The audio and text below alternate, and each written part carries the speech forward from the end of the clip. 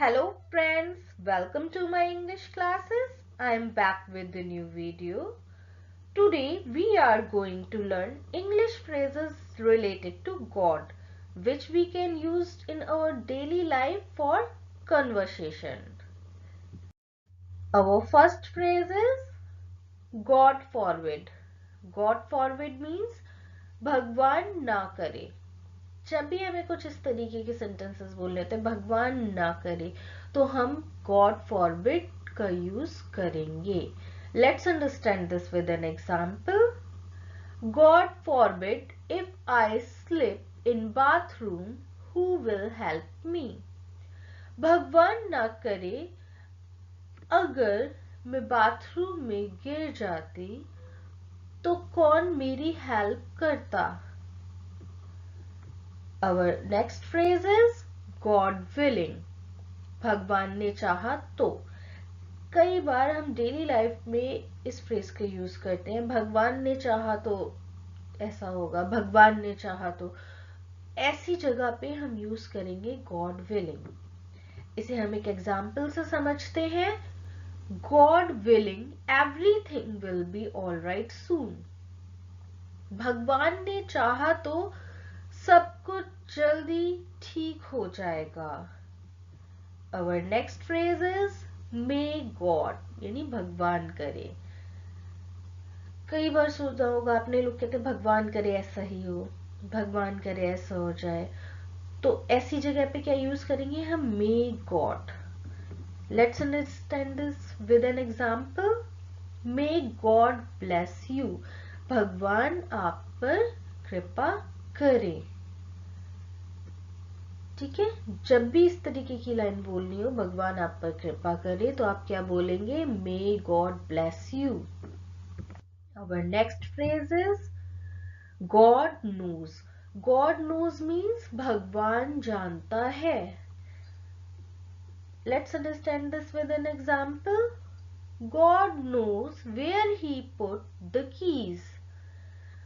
भगवान जानता है वह चाबियां कहाँ रखता है. जब भी आपको ऐसे कहना हो भगवान जानता है तो आप क्या यूज करेंगे? God knows. Our next phrase is God fearing means भगवान से डर. भगवान से डर के लिए हम यूज करते हैं God fearing. इसे हम एग्जाम्पल से समझते हैं. Their God fearing nature guided them to make ethical decisions in their business practices. उनका जो भगवान से डरने वाला नेचर है वो उन्हें गाइड करता है कि वो बिजनेस में एथिकल डिसीजंस लें. ठीक है. जो लोग भगवान से डरते हैं ना, वो कोई भी काम करने से पहले सोचते हैं. तो वैसे ही ये जो गॉड से डरने वाला नेचर है वो उसे गाइड कर रहा है कि वो बिजनेस प्रैक्टिसेस में एथिकल डिसीजंस को ले. ऐसी जगहों पे गॉड फियरिंग यूज किया जाता है भगवान से डर के लिए. Our next phrase is by the grace of God. ये भी सबने ज्यादातर सुना ही होगा. By the grace of God means भगवान की कृपा से. कई लोग इस तरीके के सेंटेंसेस यूज करते हैं, भगवान की कृपा से ऐसा हो गया है ना. Let's understand this with an example. By the grace of God, we survived the accident without any serious injuries.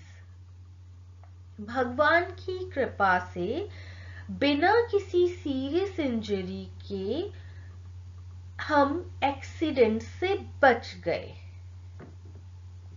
Our next phrase is act of God. Act of God means ईश्वर का कार्य, यानी भगवान का कार्य. उसके लिए हम यूज करेंगे act of God. एग्जाम्पल से समझते हैं इसे.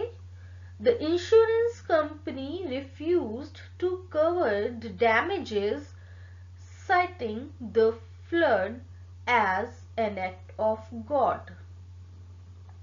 इंश्योरेंस कंपनी ने डैमेजेस को कवर करने से मना कर दिया, ये कहते हुए कि बाढ़ यानी फ्लड ये एक एक्ट ऑफ गॉड है, यानी कि ये ईश्वर का कार्य है, इसलिए उन्होंने इंश्योरेंस कंपनी ने रिफंड देने से मना कर दिया।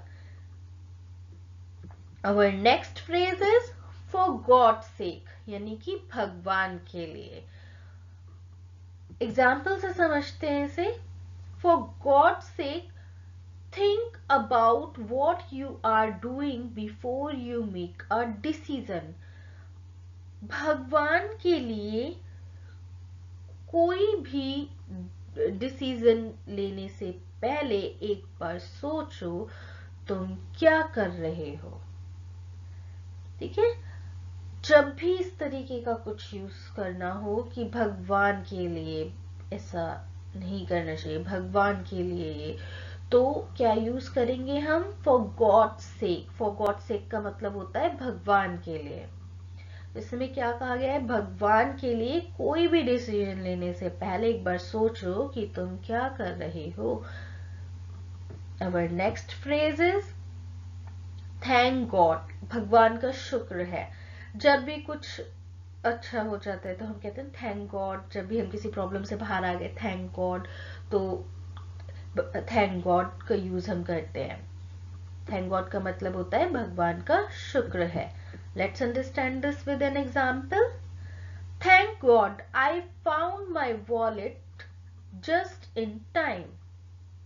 भगवान का शुक्र है मुझे मेरा वॉलेट टाइम से मिल गया। Our next phrase is oh my God। इसे OMG भी कहते हैं आज के टाइम में। oh my God, oh my God का मतलब क्या होता है? हे भगवान या हे मेरे भगवान। एग्जाम्पल से समझते हैं इसे। oh my God, the view from the top of the mountain is breathtaking। हे भगवान, पहाड़ों की ऊंचाई से, चोटी से जो नजारा है, व्यू है, कितना मनमोहक है। Our next phrase is God be with you। भगवान आपके साथ हो। जब भी हमें किसी से कहना हो कि भगवान आपके साथ हो या भगवान आपके साथ रहे, तो आप क्या बोलेंगे? God be with you। Let's understand this with an example। God be with you during this difficult time, giving you strength and comfort। मतलब इस मुश्किल वक्त में भगवान आपके साथ रहे और आपको स्ट्रेंथ यानी कि ताकत और सांत्वना दे। Our next phrase is in God's hands, यानी भगवान के हाथ में। कभी कभी कहते हैं सब कुछ भगवान के हाथ में है, तो हम क्या बोलेंगे? In God's hand, everything is God's hand. ऐसी जगहों पे जहां पे हमें कहना हो भगवान के हाथ में, तो आप यूज करेंगे in God's hand. Let's understand this with an example. She faced her challenges with courage, knowing that everything was in God's hand। उसने सभी चैलेंजेस को पूरे साहस के साथ में फेस किया, ये जानते हुए भी कि सब कुछ भगवान के हाथ में था। वो जानती थी सब कुछ भगवान के हाथ में था, फिर भी उसने चैलेंजेस आए उसको पूरी हिम्मत और साहस के साथ यानी करेज के साथ में फेस किया। Our next phrase is God is great। Means भगवान महान है या ईश्वर महान है। जब भी हमें कुछ ऐसे कहना हो ईश्वर महान है, हम किस फ्रेज का यूज करेंगे? God is great. एग्जाम्पल से समझते हैं इसे। When I reflect on the wonders of the universe, I can't help but say God is great। जब मैं ब्रह्मांड के आश्चर्य, यानी ब्रह्मांड मीन्स यूनिवर्स, आश्चर्य मीन्स वंडर्स, जब मैं ब्रह्मांड के आश्चर्य पर विचार करती हूँ तो मैं यह कहने से खुद को नहीं रोक पाती कि भगवान महान है। Let's understand another phrase, God of all things. God of all things means सभी चीजों का भगवान। भगवान जो सभी चीजों के हैं, सभी चीजों में है, तो हम ऐसी जगह पे क्या यूज करेंगे, God of all things. Let's understand this with an example. The God of all things watches over every part of creation, from the smallest atom to the vast galaxies. सभी चीजों के भगवान सृष्टि के हर हिस्से पर नजर रखते हैं, सबसे छोटे परमाणु यानी कि स्मॉलेस्ट एटम से लेकर विशाल आकाशगंगाओं यानी वास्ट गैलेक्सीज तक। वास्ट गैलेक्सीज मीन्स विशाल आकाशगंगाएं, स्मॉलेस्ट एटम मीन्स छोटे परमाणु, इन सभी पर भगवान नजर रखते हैं। Our next phrase is God speed. God speed means शुभ यात्रा। जब भी हमें किसी को शुभ यात्रा विश करनी होती है, हम God speed का यूज कर सकते हैं। Let's understand this with an example.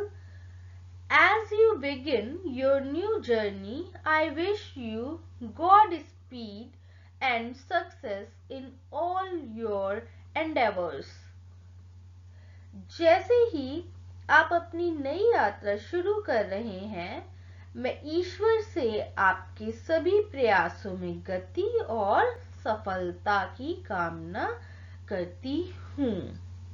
सभी प्रयासों में गति यानी कि शुभ यात्रा और सफलता इनकी कामना करती हूँ। Thanks for watching. I hope you enjoyed the learning.